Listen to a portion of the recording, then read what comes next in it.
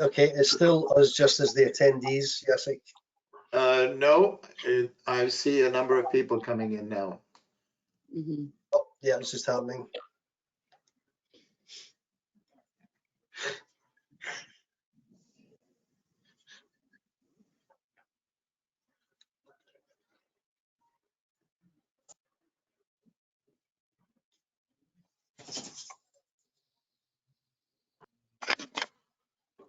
Hello. Hi, Yogesh. Hey, managed to get on here. Good man. So we're live, Yogesh. Just waiting a couple of minutes to let people come in. Yeah, perfect.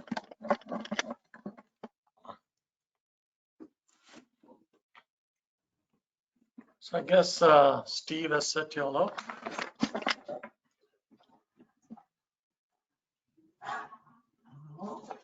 Yes.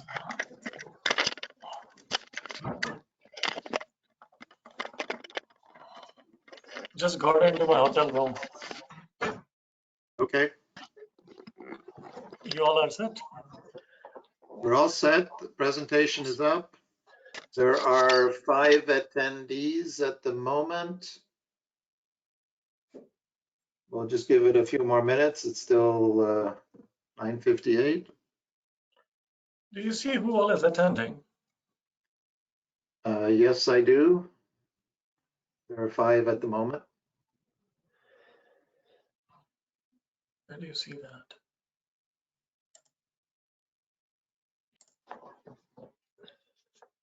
Oh, attendees. No, this is us only, right? If you click on attendees, you'll see 6 attendee names. Okay, let's get started. Welcome, thank you, everyone. Thanks very much for the opportunity to talk at the AWP Conference and really introduce Teknobuilt. And today's breakout session, we're going to be talking about a mega project journey and the end-to-end digital AWP transformation. And that will happen without disruption on this particular project that we'll be talking about. And really what we want to talk about overall is how do you unlock your project potential, through our people, systems and data. And today we'll be co-presenting. You have myself, Dan Canning. I'm the VP Project Assurance and Delivery for Teknobuilt. I look after the operations in North America and I support the company globally. And I also have Yogesh Srivastava, our CEO. Yogesh, like to say hello. Dan, can you advance the slide?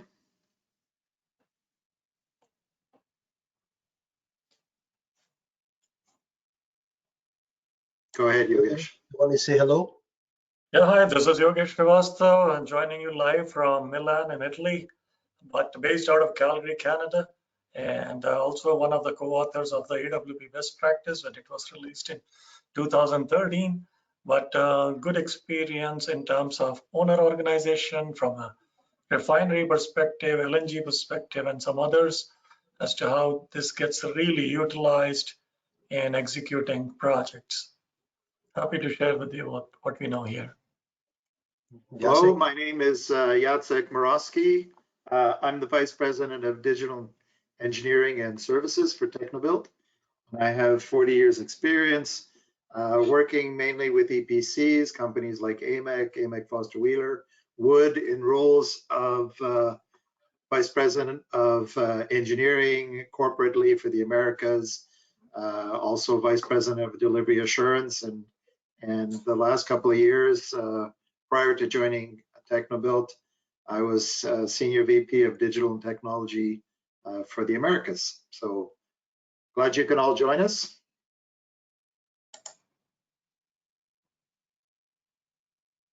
Okay. And Teknobuilt, basically our mission through this digitization transformation is really we want to accelerate the future of the digital built environment and really want to achieve how do we deliver to projects more certainty and more assurance, and basically through speed and surety and savings. Really, this is the platform that we'll be talking about and the application. and how we do things here at Teknobuilt. The agenda, quickly go through that. We've done the introductions. We'll introduce the mega project in a moment. We're going to talk about the transformation journey, the digital platform, integrated best practices. We're going to move through into introducing PACE OS 4.0, which is our flagship product. And then we're going to talk about the industry in general, setting up the path of construction on mega projects. How do we integrate the data, the application of new age technology, and what benefits and value are we giving projects and our clients? So this is an example. It's a project that we're working on right now. We've deployed all of our support services for this particular project. It's an LNG project. We're increasing the capacity of this LNG project. It's currently 6 trains, and this is a 7th train, from 22 million tons per annum to 30 million tons per annum. And really, this is a full digital PMO, full support from us of a $5 billion project. And really, the main thrust today we're going to be talking about is the modules you can see along the bottom here, the advanced project execution, including our on-site construction and services, and the health, safety, environment, and cost, quality, and completions. And really, I want to just take a moment about really understanding what we mean by an end-to-end digital journey. So all of the elements that you see here from the beginning, and I think one of the things that's most important when you read reports around the world about setting up for digitization, you really have to understand the scope of work, define the work processes and improvements for the decision making. And one of the things I think we offer is certainly exposure to the scope, and the scope isn't just the engineering and the materials required to build something. The scope is everything. It's the execution planning, the logistics of it, the material supply, the supply chain management, the completions management and commissioning. How do we gather all of that early information and make sense of it at the beginning? So we have to do that through collaboration, engage our stakeholders. We have to make sure that there's a standard way of receiving the data, managing the data, organizing the data, and an execution approach framework. We also have to understand that it's not just about, as I said earlier, the engineering and the design and then issuing the work packs. It's about all of the other things that influence the work pack, the material required, the laydown required, the cranes required, the tools required, the people requirement. That structure requirement also has to be brought in to the considerations of execution. Also, we want to understand, at the end of the day, many projects already have systems established. So how can we then look at those systems? How can we interface with those systems and really integrate that information to make sure that everyone is collaborating and aligned all along the journey from beginning to end? So this is a bit of a cultural change, certainly from the point of view that we're now making a lot more scope exposed and visible to all of the right people at the right time. So it's a big undertaking, and it's something I think you'll see later on the report that you've got to get this right from a digitization point of view, managing the data, how you're organized, how you apply it, and how you execute it. In Teknobuilt, what we offer is a Trinity offering. It's both AWP expert consulting. We also have an AWP productivity services. Basically, that role is supporting the client in how to adapt and transform into the digital platform that we've been talking about. And of course, we've got the flagship PACE OS itself, and it has plug-and-play modules. We have a number of different applications, and you will see that through the presentation today, and all can be adopted at various stages along the route of the journey. And now I'm introducing PACE. So basically what PACE is offering at the highest level, we're offering precision and scope control, advanced integration, and automation of workflows. The system is our flagship. It really does bring an end-to-end project delivery platform. We're using AI, ML, GSI technology. And really what that's giving you is giving you the opportunity to be looking at all of the relevant information to the right people, to the right time, at the right level of granularity using our digital blocks of construction, and really ensuring that all information that's pertinent to that block logic and block of information is indeed managed from day one. And this is what it looks like. We have cloud-based portfolios, and I mentioned earlier the two stage one modules that we have is the advanced project execution and our on-site construction services. And you'll see that all of these modules are linked together, and that's about the connectivity and the collaboration between all of these modules that we have within PACE. We also have our command and control center, which is really giving you the visibility and the resulting control and dashboards that allows people to make better decisions as we move forward. And in the stage two part, we have a health, safety, environment. We have an intelligent supply chain and materials, and we also have quality, completions, and handover. The digital platform, as I stated earlier, it's so important to understand how we're going to be managing information. And the basis of PACE OS 4.0 is really that we've structured the platform to include our best practices. And I think these are reasonably recognized as industry best practices. And these are all built into the framework and the structure and the execution within PACE OS 4.0. And really, I think it's been a challenge for the industry that we're all familiar with AWP, the advanced work packaging. But the question is always arose is it truly advanced? How far can we advance advanced work packaging? And basically, I think where we have really got to now is really how do we then implement this at a very advanced stage? How can we take 2D drawings and really start to stamp on the packaging at a 2D level, understanding the relationship between those packages, those areas, from a construction work area through to the eventual EWPs and the resulting CWPs, and then eventually to the IWPs. So we actually are putting together a logic of sequence at a 2D level, already tying in data that's available on the project, making sense of that data, understanding the sequence, understanding the constraints that we have, satisfying those constraints, and really having that early path of construction matching the early path of engineering. We need the alignment, we need the collaboration. As I said earlier, the stakeholder piece is so important. Everybody aligned as we move forward. And really at some point, the 3D model, if we indeed use a 3D model, that data will also be consumed by the data and the information as we plan and execute the project. But the reality is the advanced work package planning really starts at a very early stage in the project through the digitization process. And here you can see an example where we have taken the plot plan, we've developed it into the construction work areas, and we see the resulting units and construction work areas and CWPs.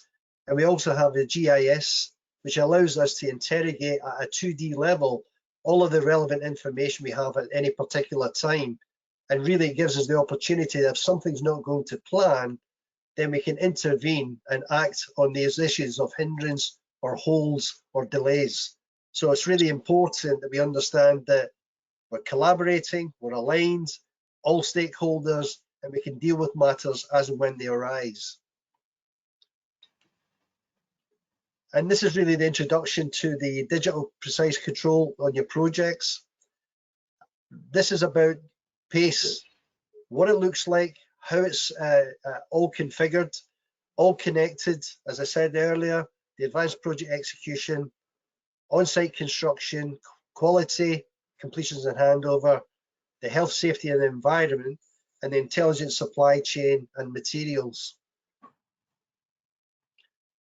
All of that is supported through the control tower, giving you the visibility to the information and making sure that the right people execute at the right time. This is what it looks like. These are the various modules we have all the way through from the path of construction. On the left-hand side, we have the visibility and control of the design delivery. All of the modules sequentially, all the way through to turnover. And on the right-hand side, we have the certainty for the on-site construction, which is all of the elements that we should be including also in our thinking and consideration during the early stage of the project, the equipment required for the installation, on-site services, the on-site installation work, site facilities planning, the daily progress reporting, the cost of control of that, and the pace security and HSE. The important piece is to show here that all of those modules, as we develop the project, are connected to the right people. And that's one of the things that is the bedrock of what we have here, the right information to the right people at the right time. So from the project manager, planning and cost controls, engineering manager, all the way through supply chain to the eventual site management, execution, site engineer, supervisors, all of the data is connected on an end-to-end process. So the other aspect, Dan, is that it's all done without disruption to the existing system infrastructure that you're already using. So we're not requiring you to change all of the applications that you're used to using. We're accessing the data and making it available in our digital blocks of construction that are sequenced in the path of construction. I think that's a really important point, Jacek, is that many projects have tried, and probably in my experience unsuccessfully. How do you integrate systems on these large projects? And it's proving quite an arduous task. And it seems to be that we're introducing new systems to be the integrator of systems. And we already know from experience that that hasn't been 100% successful on many projects that we've been involved with. So yeah, the integration of data is the important piece here, in a methodical, organized and structured way. And what does that look like? So we said earlier about the packaging, the digital container. So from an engineering point of view, from a procurement point of view, including the pre-construction planning, the on-site installation needs from an area point of view, from a equipment point of view, from an indirects point of view, from a site services, including progress and quality management, and then eventually through to progressive system turnover. All of the information is relevant to that one piece of work is indeed then contained within the digital work package. The important part here, exactly what you've said, Jacek, is that collaboration, that alignment across all of those functions is indeed managed within the PACE modules. So all of the stakeholders have the visibility, whether it be the design firm, project manager, construction director, subcontractor, or indeed the guys in the field who's executing the work. All of this information is both contained, controlled, and executed in an orderly fashion. And PACE is capturing the digital layers of execution. This is the front end piece where we're talking about the drawings and documents, the design data that's available early, the supplier data information from an operations maintenance point of view, all included as a layer of information as we move forward. And then at some point, as I said earlier, we go to the 3D model where we can take that geometry and then prove out again that the path of construction, the path of engineering is indeed as we originally planned, or whether we have to adjust as we go through that because we have more information. But the main point here is that we can do significant progress and advancement on the path of construction early, then supported by information from the 3D model. And that leads us to the execution. And because we have that digital platform where we're actually seeing all information, we're also seeing hindrances, we're also seeing delays, we also have the alerts through the heat maps. Then we have scope management, we're managing hours, we're also looking at interruptions, we're also looking at any rework. And again, from a digital ledger point of view, this is so important that we're learning as we go along, and really we're recording everything that we've managed to plan and execute by the plan. If we're not executing by the plan, then we will be alerted to why and investigate why that's not happening. So we're really managing the scope at a very intimate level. That scope includes construction equipment and services. So the cranes, any trucks, any support information from scaffolding to painting, all of these have to be included when we're executing the work. They're all relevant and they are all important to understand as we execute the work and plan the work. And not lastly, but not least, the health and safety environment. Part of the constraint management of all of this goes all the way down to FLRAs, our safety, the environment, the permits we require, the operation permits. All of this is included in the digital platform. So really, we want to be not 80% or 90% ready to execute work when we go to the field. We need to be 100% ready to execute the work. We're really looking for no surprises. We're looking for a higher probability of success, and PACE OS 4.0 gives us that. And the outcome of this is that many people today talk about digital twins, and the digital twins, I think in most people's minds, is that we now have a digital twin of the existing, the new facility, and that we can interrogate that for a further operational needs, maintenance needs, or indeed work on that particular facility. But through the digitization of an end-to-end process, we also have a digital ledger of everything, all the planning, all the deliverables, how we executed, the decision making, decisions for optimizing execution, standardizing, copying, refining, making sure that we understand the project to its fullest, exposing all of the scope.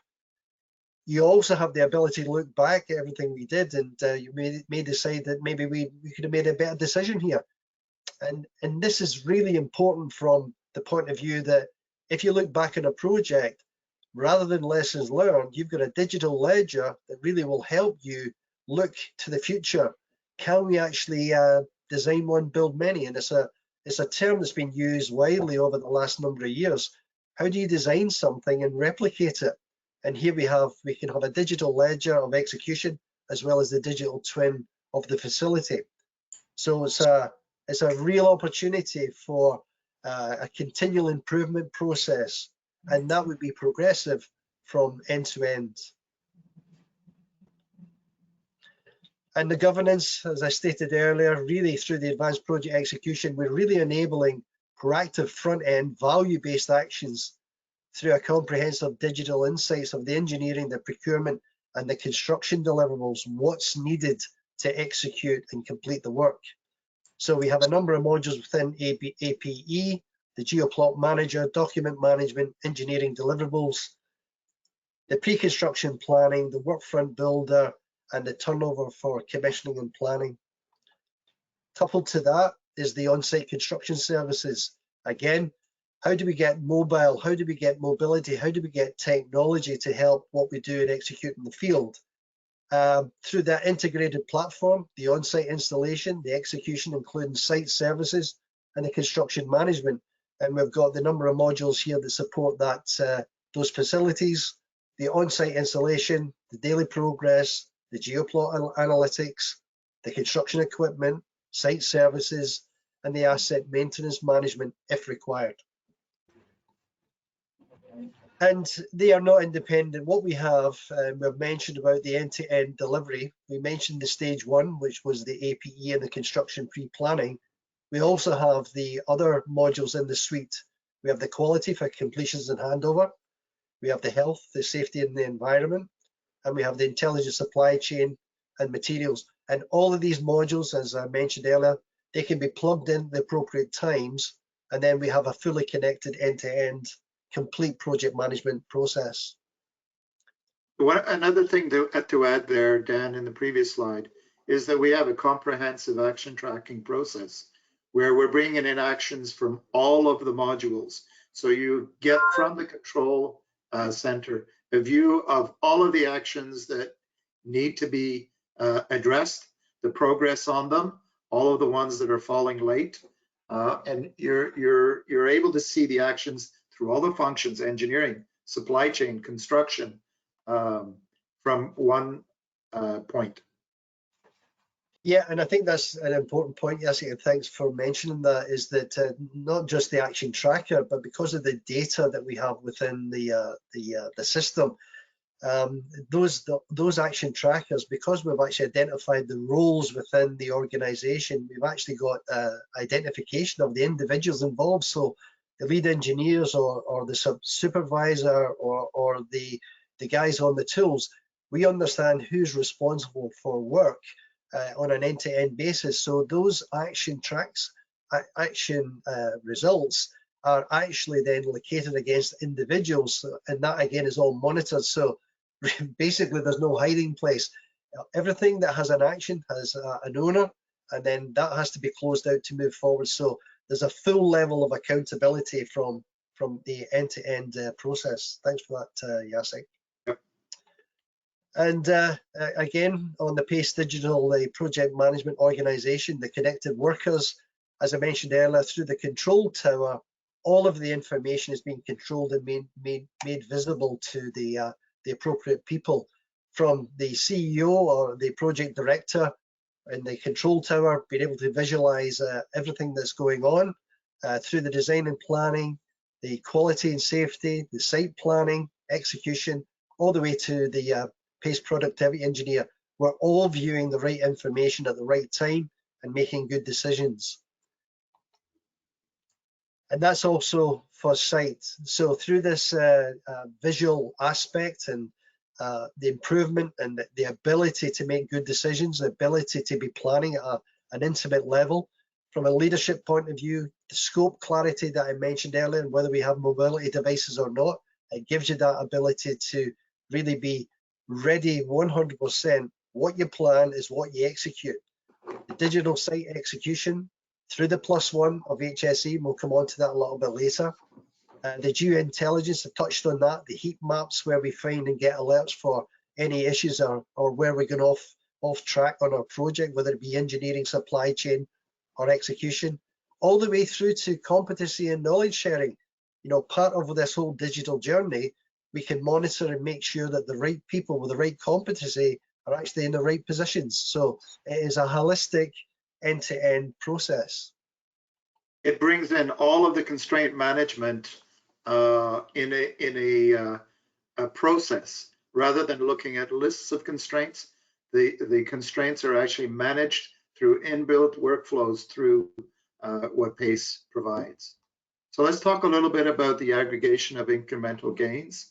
And if we refer back to McKinsey's Global Institute's report, which was published back in 2019 and then also in 2019, PACE in fact incorporates all of the recommendations that the McKinsey report came up with on how to improve your performance on projects.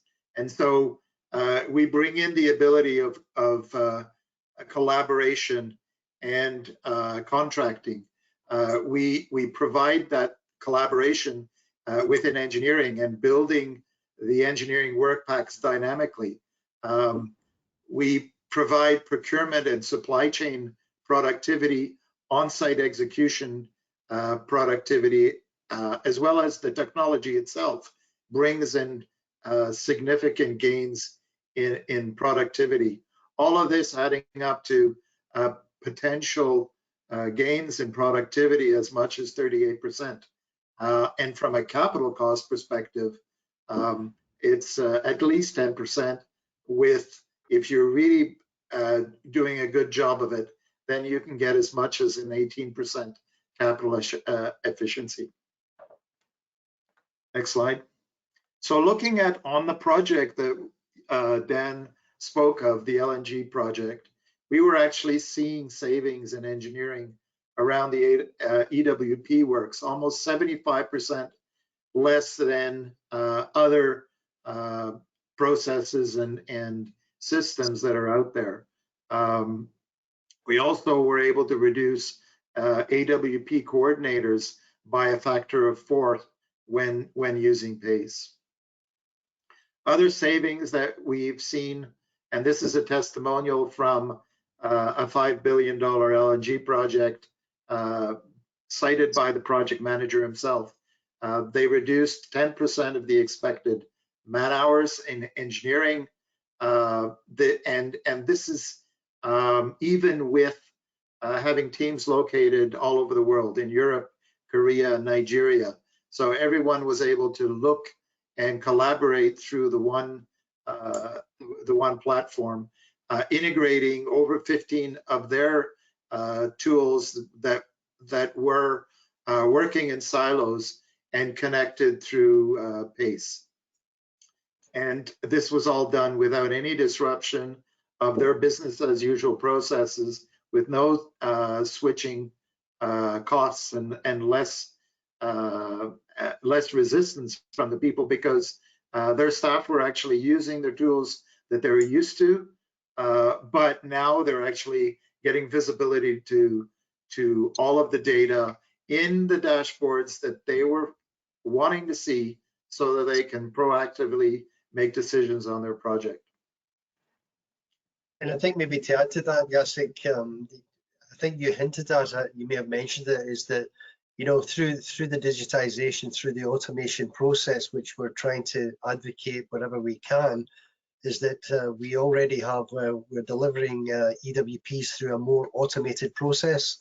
And we're also now delivering IWPs in a draft format through another automated process, which again, it's another tool that is really putting some meat on the bones about when we talk about during engineering, we've created the path of construction.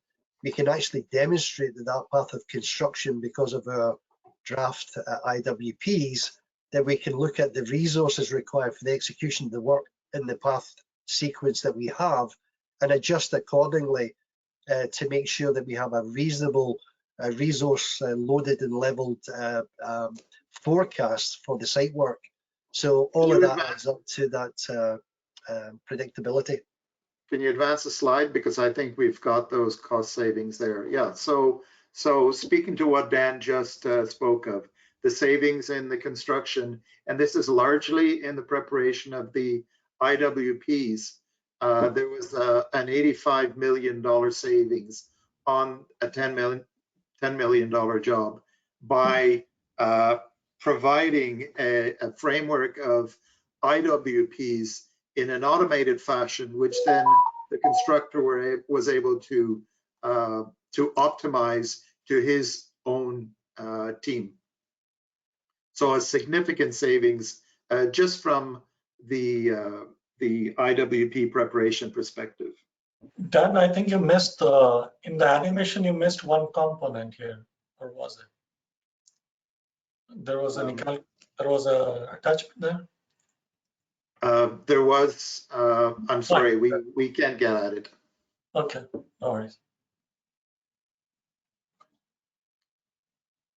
So the paradigm shift in the transition from a legacy way of working to the digital control method and delivery of projects as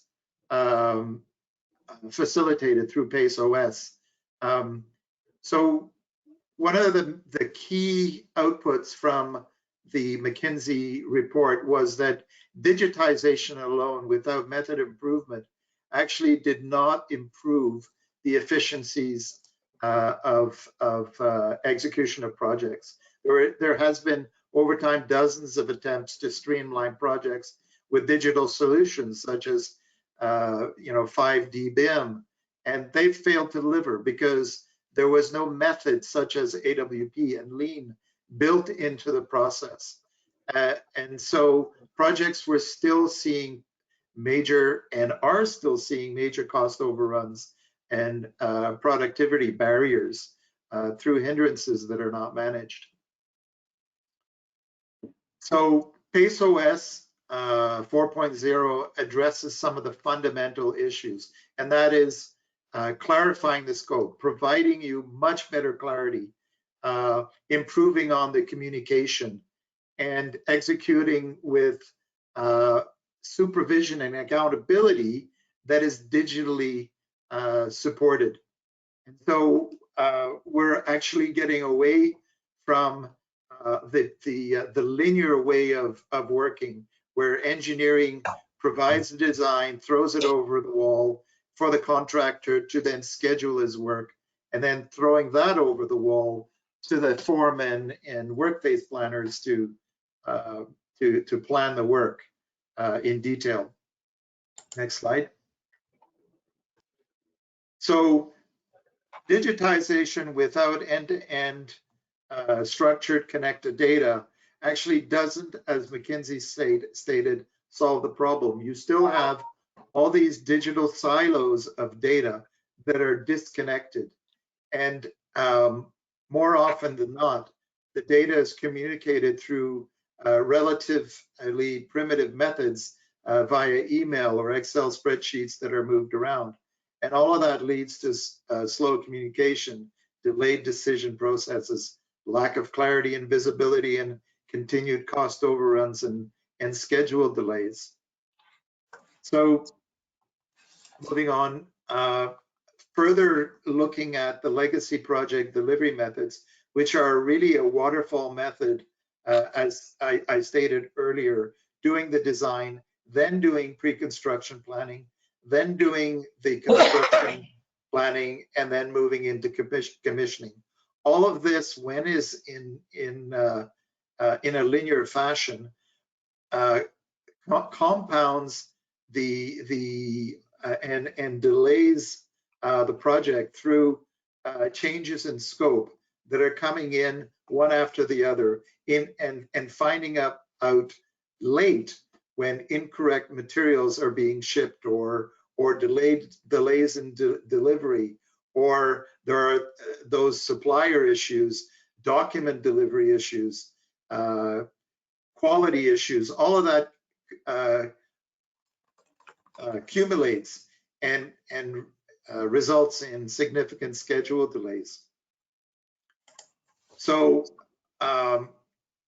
what you see here is that traditional waterfall execution method, but if you actually structure the work through a digital platform like BaseOS and start splitting the work out into work packaging technology, which we conventionally talk about through in the AWP process. If we start digitizing the containers or blocks of work and actually sequence them in the way construction wants to see them, then we can significantly advance that construction activity, because engineering and supply chain are now delivering work in the right sequence and 100% complete with no constraints for blocks of work that construction can start with. You don't have to have the full project fully designed and material provided. You can do it by blocks. And this now, if you've got the right sequence of construction activity going, you can now start commissioning by system, because if you've sequenced those blocks so that our systems are complete sooner, now you're truly taking advantage of the AWP process and eliminating cumulative delays and actually compressing the schedule. And that's probably the most significant component of capital efficiency that you can gain on a project. Having compressed the schedule without any risk, because construction is seeing everything they need to see for every block of work that they start working on, allows you to, as I said, finish construction earlier and get to the customer's ROI much earlier. The cost of money then is reduced, and they start seeing benefits from production, real-time production, earlier of their facility. Next slide. So looking at it diagrammatically, what we're actually showing is a connected design with pre-construction and construction, all working together in order to reduce wait times, giving you intervention opportunities, integrating the functions, and improving the workflow across all stages, resulting in a 15% ahead of time delivery on an estimated fashion through the collaborative execution and reductions in the waterfall delays. So McKinsey talked about a number of opportunities to optimize they looked at 8 waste scenarios, and these were identified by lean experts that are very familiar with the construction process. And these waste areas are defects, overproduction, waiting, lost time, non-utilized talent, transportation delays, inventory wastage, and extra processing. And if you look at the multiplier effect, well, there are 6 areas where all of these occur. They occur with people, with decisions, with information, with material, with tools and equipment. This actually results in 48 different waste scenarios that could be affecting your processes. And if you don't formalize your processes through lean and AWP, what is the cost of doing nothing? It's significant. It's a no-brainer. Okay, thanks, Jacek. I'll take it on from here. So what we do through the digital platform, and we've been talking about the collaboration, we've talked about the connection of data and information, and really we can do that in the platform. We have all of the connected elements from engineering, supply chain, all the way through to commissioning and startup. We do that in individual projects, but we can also do it across multiple projects. So not only can we collect data at a unit and area level, at the department level, the function level, but that would be rolling up into maybe a project directorate, and that could be rolled up to the business unit, consolidated, all the way to the enterprise level. So through digitization and through the uniqueness of the platform, each project can represent and basically deliver the requirements on a singular basis, but it can also be rolled up into an enterprise level reporting. And here we see here just an example. This is a screenshot from PACE. One particular area, we talked about the plot plan, the 2D development. Here's a particular area within the plot plan we've identified, gave it a coding structure. The coding structure then blown up into a more detailed CWP level. We're now organizing a way for the path of construction. We're tying that in with the engineering. We're tying it in with the requirements of the supply chain and materials. Also, any other considerations in the indirects field, installation equipment and scaffolding, etc. Get that path of construction. And really what we're saying is once we create that digital cube of information, that digital container, then all of the elements are controlled and contained, managed.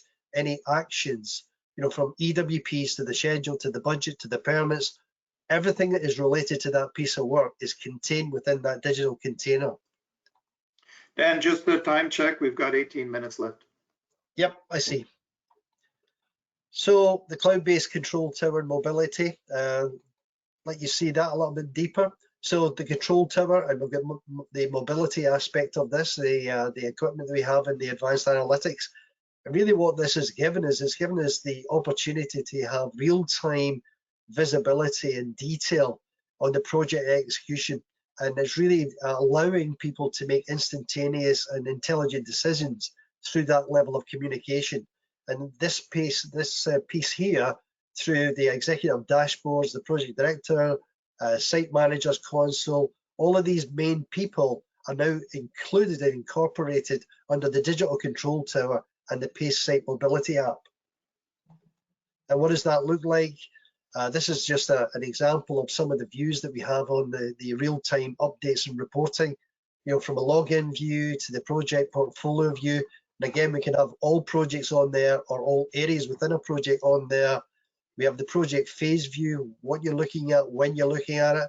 And we have the updates in progress, and also any of the tasks that we mentioned earlier about the action tracking and the resultant tasks. They can also be monitored on the mobility device. And of course, the progress reporting can also be executed from the mobility device, as well as some of the HSE actions that I will be talking about shortly.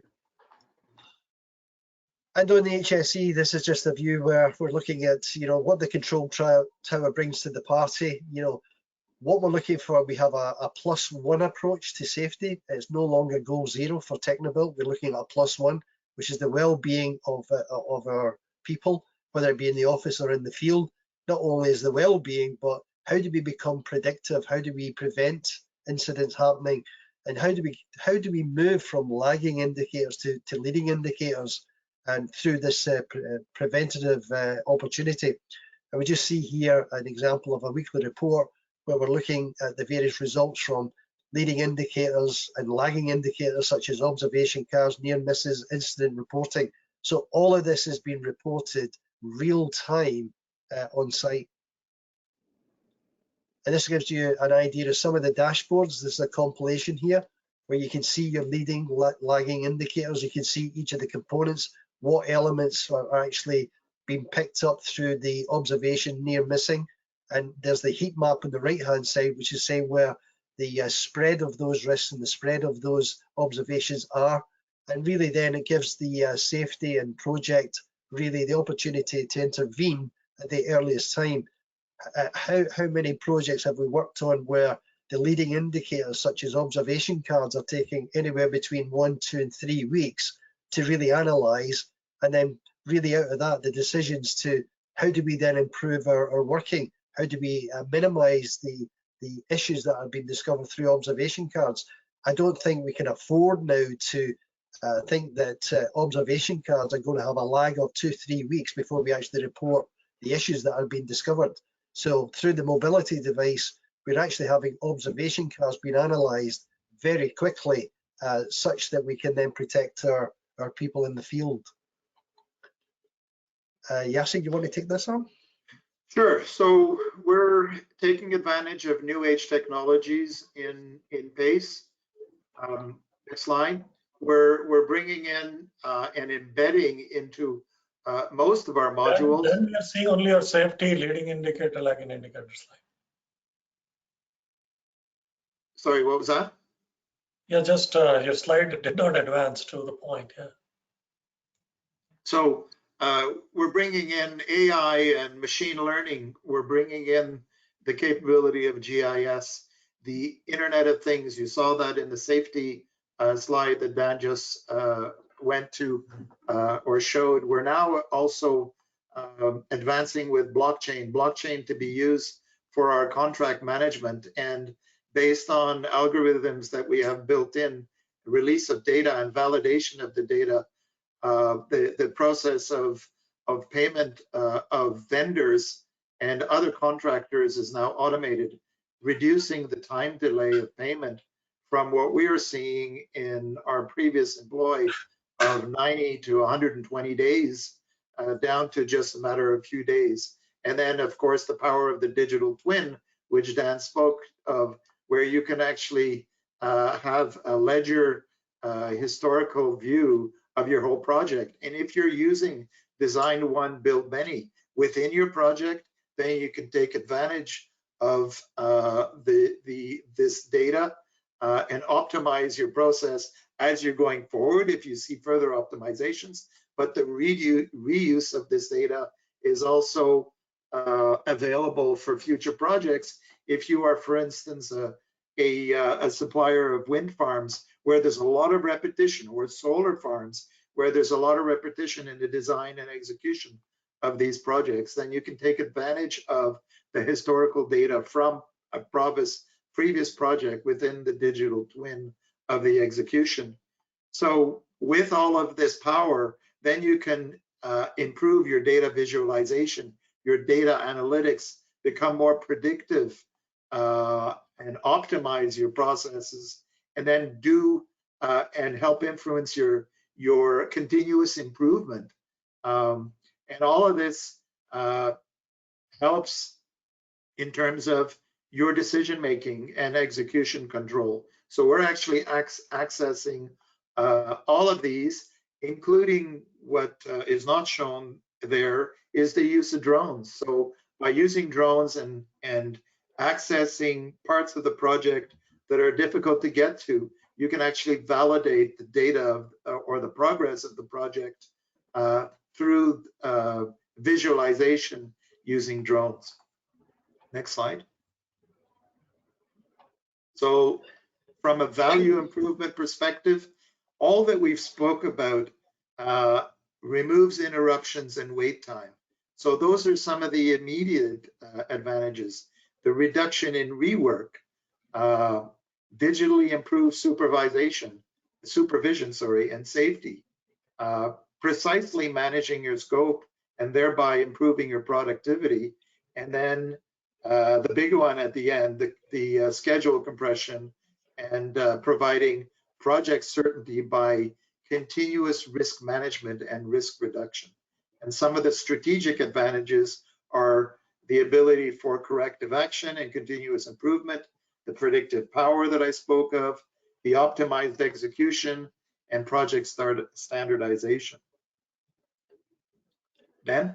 Yeah, probably we're getting close to the end. We've run out of time a little bit. So back to the analog and digital and the end-to-end connectivity, touching on the pace piece again, you know, we have an as-is processes that are out there today, slow manual paper-based systems, complicated processes and gaps, manual communication, special demands on the safety folks who are having to monitor, mentor staff, as well as then analysing the findings of a daily basis. When you're talking about the mega project, I think we're in the region of 500 observation cards per day. So it's a monumental task to really look at observation cards and make sense of it to protect our workforce. And how quickly can we do that?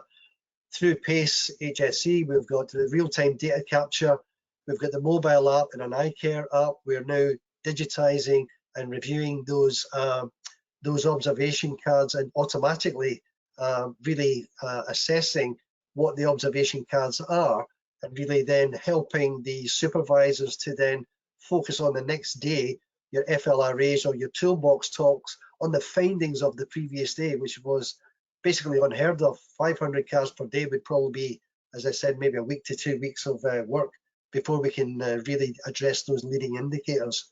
And all of this is fully digitally tracked actions. Really, that's the end of the presentation. Thanks for your time, everyone. Anyone who has any further questions or information or would like to see a demo or speak to the team, we're based in Calgary, but we have offices around the world. We have representation in Houston.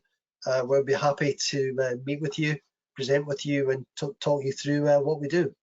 And at that point, I think if there's any questions, then we'd be happy to take those questions on board.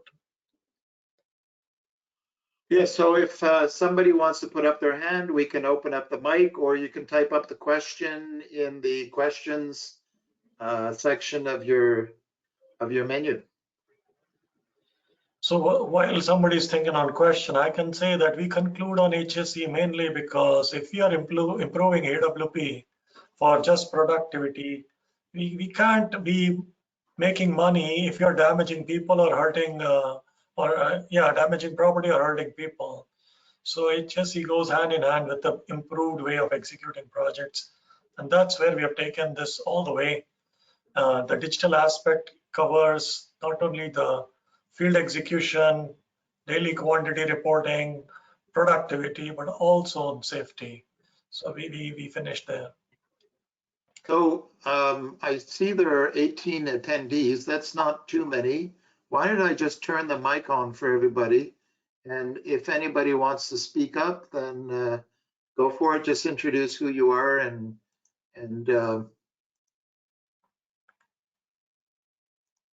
ask the question. I think I've managed to unmute all attendees. Yes. It doesn't seem to be unmuting. Tracy, are you able to unmute everybody, please? Yeah.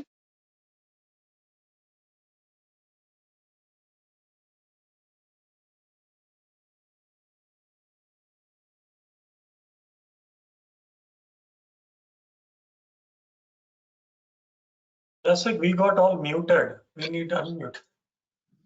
Yeah, I've hit the unmute. Let's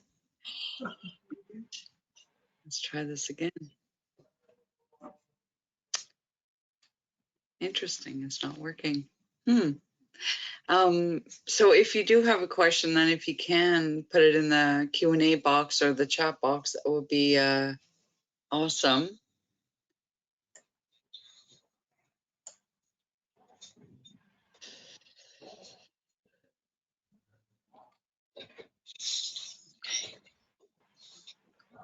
Somebody is here from Synchro.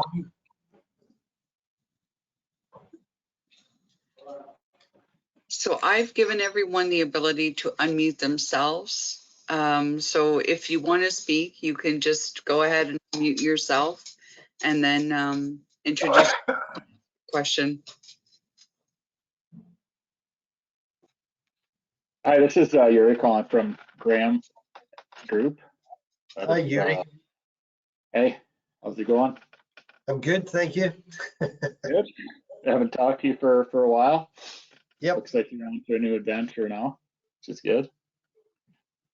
I got a couple questions, I guess. Like, you look, I guess on this whole platform, it was kind of a real high level pass at it. So is this stuff, I guess, for one, is it all built out? And for another, like, how does it stack up against competitors? Like, as you know, Graham Group is already kind of on the path of using N8 software to deal with, I guess, advanced work planning would be part of that, but overall project management. And is there something you could offer that would supplement that, or is that just asking some high level questions on that? Okay. Thanks, Yuri, for the question. Who wants to take the question? I'm happy to do it if you... Go for it, Dan, and we'll supplement. Yeah, so Yuri, when we work together, I've had a good look at N8, and I think N8 is a good product. What we said during the presentation is that it really doesn't matter what systems are being used, and you may remember in the presentation that we said, you know, how to digitize without disruption. So the systems and tools that are in place, we basically take the data from that and then organize it into an AWP methodology and execution with all of the other bells and whistles that we've been talking about through the constraint management understanding and all of the links to the secondary elements, which is engineering to supply chain to delivery to execution to completions to commissioning. And really what we're talking about is that at the beginning, when you only have 2D drawings and limited information, how do you start that connectivity from day one and really supply an end-to-end product? And your second question, I think, was, is the whole platform built out? And the answer is yes, it is built out complete.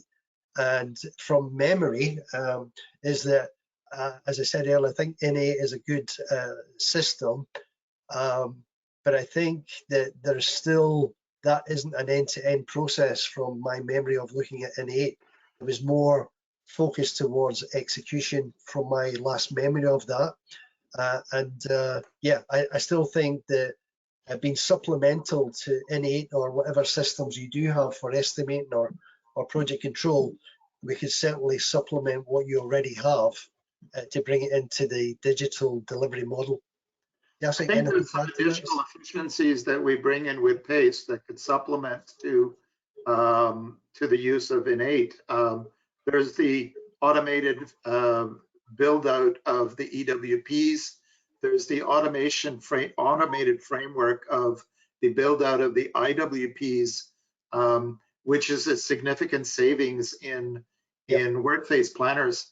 Most systems still require, once you've got the CWPs addressed, and I believe this is the case with N8, you still need a number of workplace planners, and on a $10 billion project, I think I estimated with Yogesh that there's a need of as many as 60 workplace planners in order to work through the potentially 1,500 IWPs that need to be built out.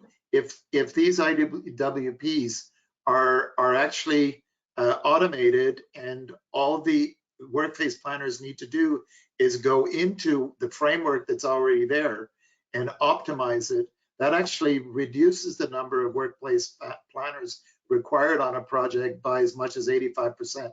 So that's a significant improvement. And there are aspects of, so safety, I believe, is not handled in 8.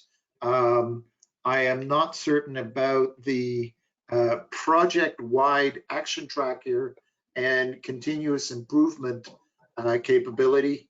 And then the integration into GIS, which gives you the ability to view a project and see heat maps of where the gaps are and interrogate those on customized dashboards that are role-based in order to address the issues dynamically.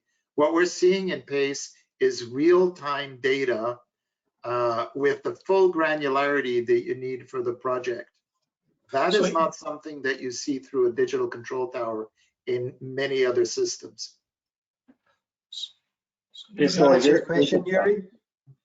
What's that? It does, but now I've got another question that rose out of that. So you talked about going from 2D to 3D to 4D to 5D.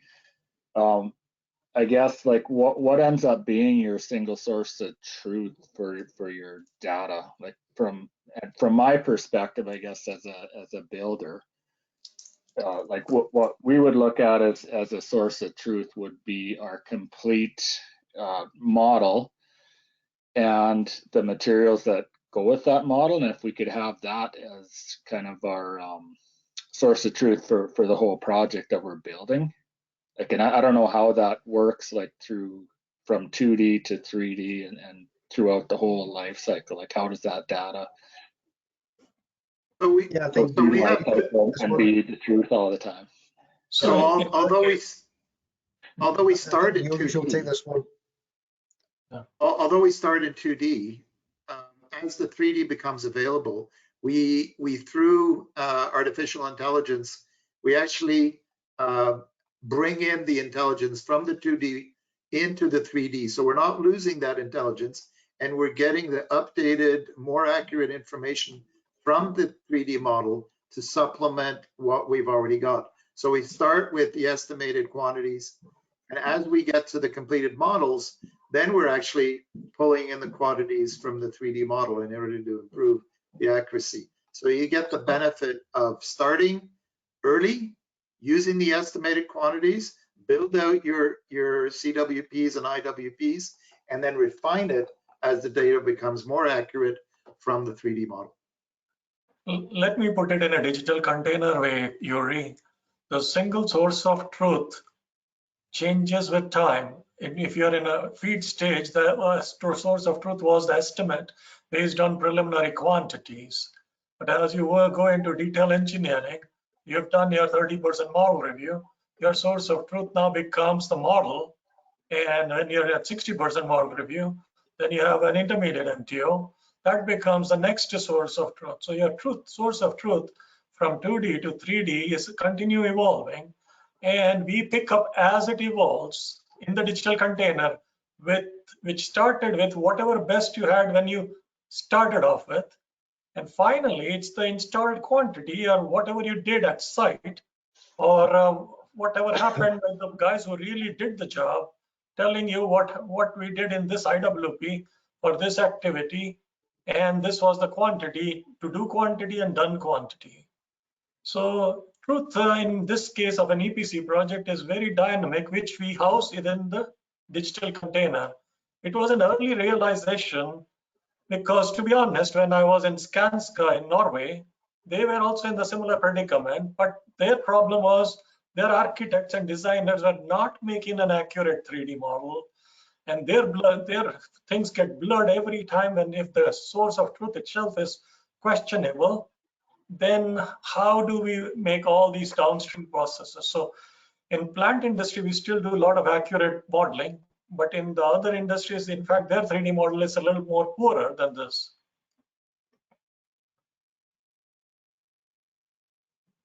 I'm just thinking, like, ideally, the model would always be your single source of truth. But in an ideal world.